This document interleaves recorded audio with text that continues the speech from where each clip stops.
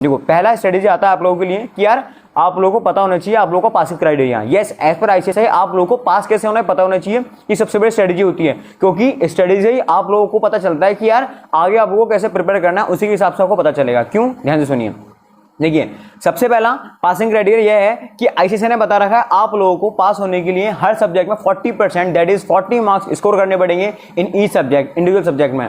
और सिर्फ 40 मार्क्स ला के हर सब्जेक्ट में आपको पास नहीं हो किया जाएगा, आप लोगों को इन एग्रीगेट मिला के 50% दैट इज एक मॉड्यूल में 400 में से 200 मार्क्स लाने पड़ेंगे, तभी आप लोगों को पास बना जाएगा। इट मींस अगर आप किसी सब्जेक्ट में 40 से कम ला रहे हैं तब तो आप फेल हो ही पूरे मॉड्यूल में।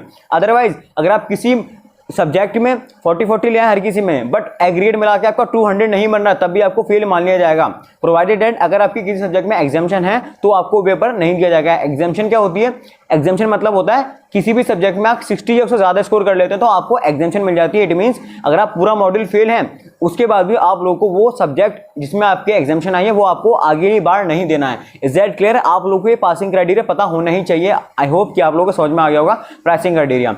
अभी पासिंग क्राइटेरिया मैं आपको क्यों बता रहा हूँ, क्योंकि मोस्ट ऑफ द स्टूडेंट्स यही फेल हो जाते हैं कि उनको पासिंग क्राइटेरिया पता नहीं होता, उसके हिसाब से वो प्रिपरेशन नहीं कर पाते। वो किसी सब्जेक्ट को बहुत ज्यादा इंपॉर्टेंस दे देते हैं, किसी में 78 ले आते हैं और किसी में वो 25-40 भी नहीं ला पाते, जिसकी वजह से पूरा मॉड्यूल उनका फेल हो जाता है और अटैम्प्ट लगते हैं मार्क्स के बाद, बार बार अटैम्प्ट लगते हैं। इसलिए आप लोगों को ध्यान में रखना पड़ेगा कि यार क्या क्या स्टडीज फॉलो होती हैं।